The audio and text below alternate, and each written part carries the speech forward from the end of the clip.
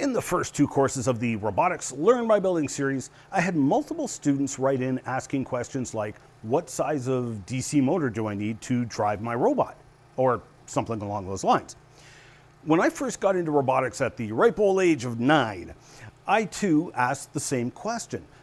The problem is that's the wrong question, because I can lift an entire car off the ground just using this tiny DC motor if I wanted.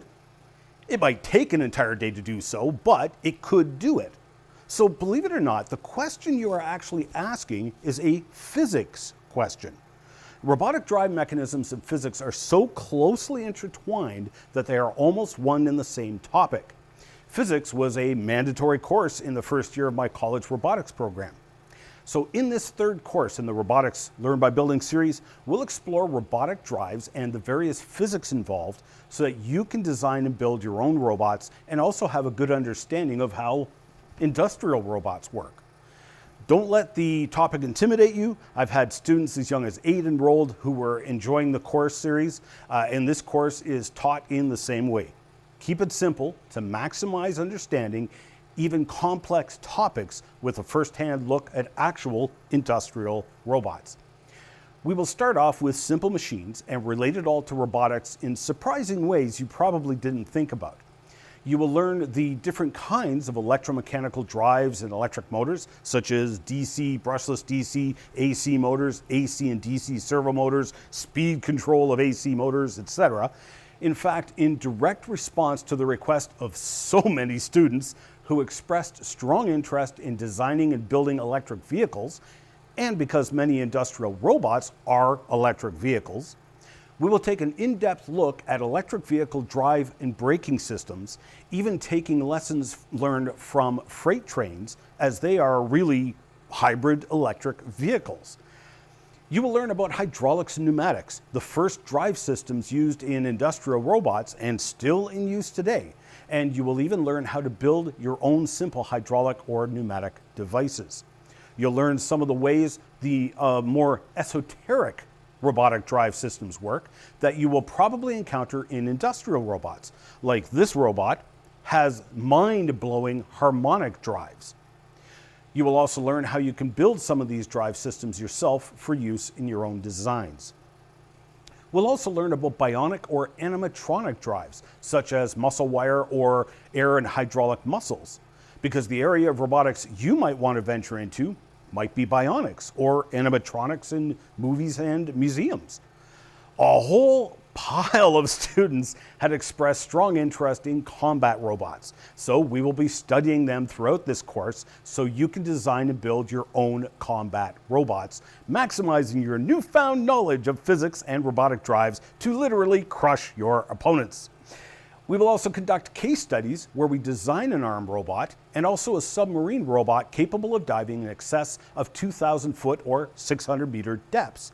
Why would we use that as a case study? Because as I learned the hard way when I was young and foolish and tried to design my own submarine robot decades ago, I built 5 submarine robots. Why 5? Because the first 4 sank. Yes, I know they're submarines, they're supposed to sink, but not like that. But the reason they failed was because of my lack of understanding on the direct application of physics involved in deep submersible vehicles. So we will walk through the design phase, learn from my mistakes, and work towards actually constructing and prototyping a submarine robot, putting into practice our newfound knowledge of physics and how to directly apply it to design and construction. This will lead into prototyping, which is the next course in the series, where we learn prototyping skills and build a 3D printer with which to scratch build robots at home.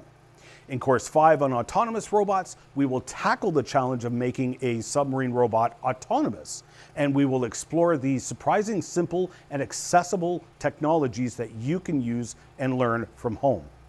Of course, because we are venturing into territory where the robotics can be downright dangerous, we will also be looking at robot safety, factory interlockings, work cells, and how to avoid having a robot remove your head. You know, that kind of thing. We will look into what you can expect around industrial robots and the fairly new arena of collaborative robotics. There will be an optional kit you can purchase separately, Details will be in the first free lesson on what you will need for this course. You can also just collect all the parts you like separately. The reason I designed and am making this physics experimenters kit available is because I found a distinct lack of such a thing in the education community. I've taught from grade 8s right through to grade 13s here in Ontario, Canada for about 3 decades total. And there was no physics education kit that I was able to find to do the job.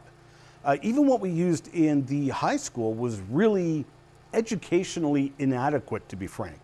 And especially with hydraulics and pneumatics, the only educational packages out there were composed of real industrial units. And those are expensive and dangerous. So this kit was over-designed to allow even younger children to experiment around and learn physics in a safe way with mostly clear components so you can actually see what's happening. You will need parts from the first 2 robotics courses, parts from the electricity and electronics course, as well as the digital electronics course. You will need a good understanding of analog electricity and electronics, as well as a good understanding of digital electronics, as we are going to use those in our robotic drive experiments.